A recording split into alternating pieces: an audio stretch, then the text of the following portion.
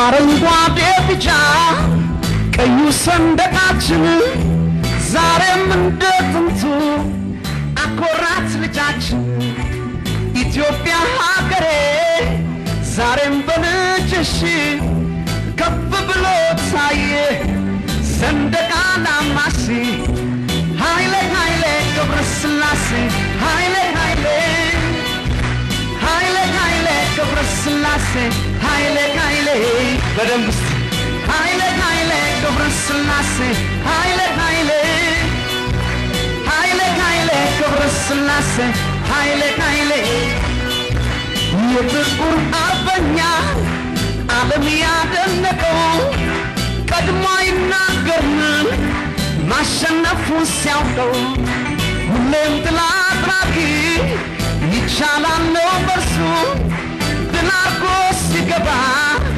ባንዲራ ነው ልብሱ ኃይሌ ኃይሌ ገብረስላሴ ኃይሌ ኃይሌ ኃይሌ ኃይሌ ገብረስላሴ ኃይሌ ኃይሌ ኃይሌ ኃይሌ ገብረስላሴ ኃይሌ ኃይሌ ኃይሌ ኃይሌ ገብረስላሴ ኃይሌ ኃይሌ ኃይሌ ኃይሌ ገብረስላሴ ኃይሌ ኃይሌ ኃይሌ ገብረስላሴ ኃይሌ ኃይሌ ኃይሌ ገብረስላሴ እናመሰግናለን ኃይሌ ኃይሌ ገብረስላሴ በአክሱም ስልጣኔ በሕያው ቅርስሽ ሲዘከር የኖረ ቀዳሚነትሽ ኢትዮጵያ ሀገሬ ዛሬም በልጅሽ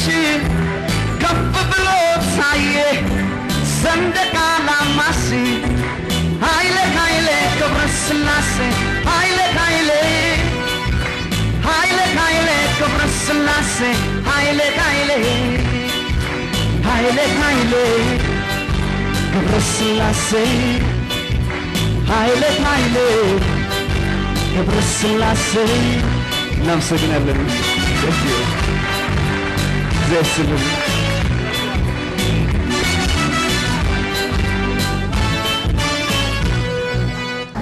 በቅድሚያ ቴዎድሮስን ነው መጠየቅ የምፈልገው። እንደው ይሄ ኃይሌ ኃይሌ የሚለውን ዜማና ግጥም እንዴት ልታስበውና እንዴት ልትዘፍነው ቻልክ? በመጀመሪያ ኃይሌ ይቅርታ አድርጉልኝ። በመጀመሪያ እንኳን አደረሳችሁ የተከበራችሁ እንግዶች፣ እንዲሁም የሀገራችን ሕዝቦች እንኳን ለዚህ ለ1994 ዓመተ ምህረት በሰላም አደረሰን።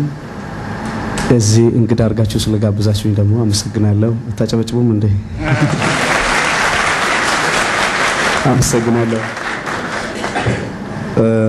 ኃይሌ ገብረስላሴ ለሀገራችን በጣም ኩራት የሆነ በጣም ትልቅ ሰው ነው። ይህን ደግሞ ሁሉም ኢትዮጵያዊ የኮራበት ነው። ሁሉም ዘፍኖ ጨርሶታል። እኔ ደግሞ በሙያዬ አንዴ ልስፈን ብዬ ነው እንጂ ሁሉም ስለሱ ይዘፍናልና እኔ አንዴ ነው የዘፈንኩት። ለዚህ ነው የተነሳሳሁት። አመሰግናለሁ። እሺ ቴዎድሮስን አመሰግናለሁ።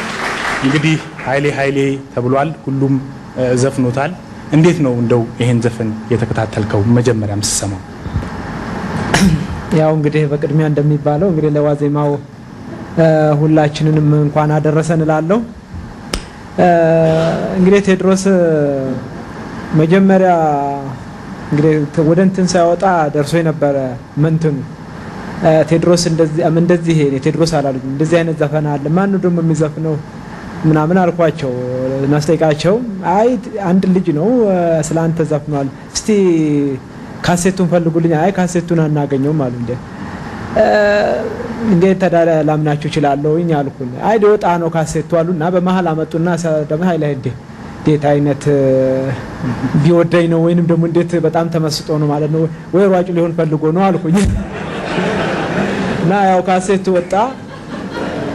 ካሴቱ ወጣና እስቲ ልጁን ሊየው አልኩኝ። ማለት ዘፋኙን ሊየው ምን አይነት ሰው ነው አልኩ። ሳው እንዲህ መንገድ ላይ ነው ጻል ልጅ ነው ይሄ ነው አሉኝ። እቺ እንዴት ዘፈነች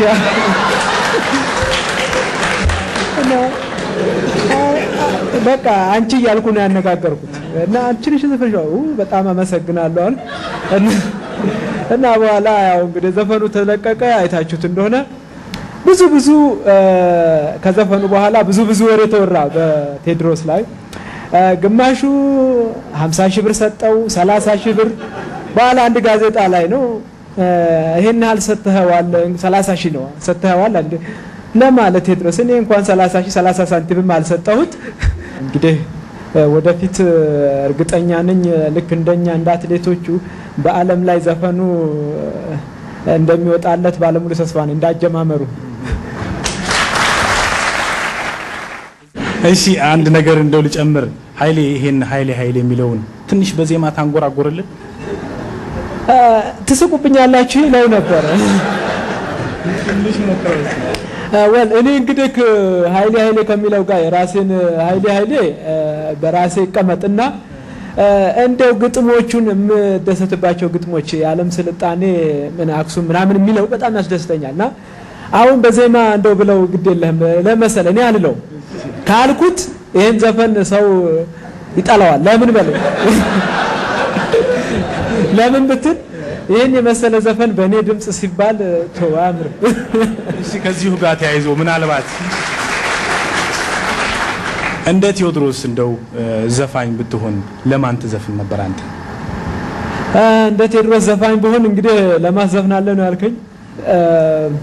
እንግዲህ ብዙ የሚዘፈንላቸው ይኖራሉ። መጀመሪያ ግን የምዘፍነው ለባለቤቴ ነው።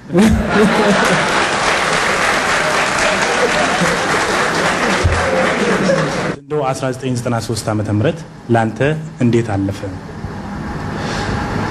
በጣም ደስ የሚል ጊዜ ነበረ። ራሴን ብዙ ደክሜ ደግሞ በመጠኑ ተሳክቶልኝ ህዝቡ ተቀባይነት ሳገኝ በጣም ደስ ብሎኛል። ጥሩ ጊዜ ነበር፣ ፈታኝ ጊዜም ነበረ። በሰላም አልፏል እና እግዚአብሔር ይመስገን የስኬት ጊዜ ነበር ማለት ይቻላል አይደል? ቴዲ እዚህ ጋር ግን እንደው እዚህ ከምታያቸው ታዳሚዎች በርካታዎቹ ፖሊሶች ናቸው። ፖሊስ ባለበት ሀገር በጋርድ ነው የምትንቀሳቀሰው ይባላል። ይሄን ነገር እንዴት ነው የምታየው?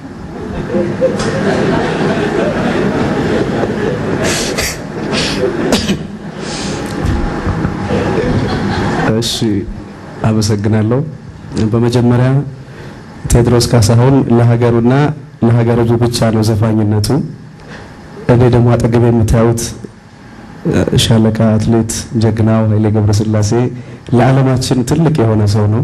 ሌሎችም እንደዚህ ብዙ ኢትዮጵያውያን አሉ በኢትዮጵያዊነታቸው በዓለም ላይ ዝናቸው ትልቅ የሆነ። የኔ ዘፈን ደግሞ እስካሁን ወዝ አልተሻገረችምና እንግዲህ እሱ በነጻነት የተንቀሳቀሰ ቴዎድሮስ በጋርድ የሚሄድበት ምክንያት የማይታየኝ ነገር ነው።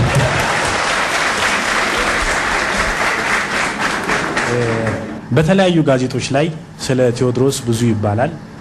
በተለይ ግብረ ገብን ያልተላበሱ ብዙ ነገሮች እንደሆኑ ቴዎድሮስ ሴቶች ጡት ላይ ሌላም ተገቢ ያልሆነ ቦታ ይፈርማል እየተባልክ ነውና ይሄ ነገር ደግሞ እንደው ከባህልም ከወጋችንም አንፃር ትንሽ ወጣ የሚል ይመስለኛል እና እንዴት ነው የምትመለከተው ይሄንን ነገር? እሺ አመሰግናለሁ። በመጀመሪያ ትልልቅ ሰዎች እዚህ ስላሉ ትንሽ አስነዋሪ ነገር ስለሆነ ይቅርታ እንጠይቃለን።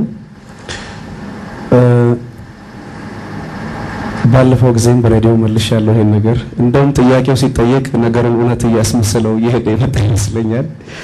ይሄን ላለማድረግ የሚያስፈልገው ኢትዮጵያዊ ሆኖ መገኘት ብቻ ነው። ሁላችንም አመሰግናለሁ። ሁላችንም በጥብቅ ስርዓት ነው ያደግነው። ከአዋቂ ጋር እንኳን በልጅነታችን እንድናወራ ቤተሰቦቻችን አይፈቅዱልንም። እኔ ደግሞ ከዚህ ህብረተሰብ መሀል ስለወጣሁ እንዲህ አይነት አስነዋሪ ስራ እሰራለሁ ብዬ አላስብም። እግዚአብሔር ይስጥልኝ፣ አመሰግናለሁ። ሁለቱንም እንግዶቻችን ክቡር ሻለቃ ኃይሌ ገብረስላሴንና አርቲስት ቴዎድሮስ ካሳሁንን ከልብ አመሰግናለሁ።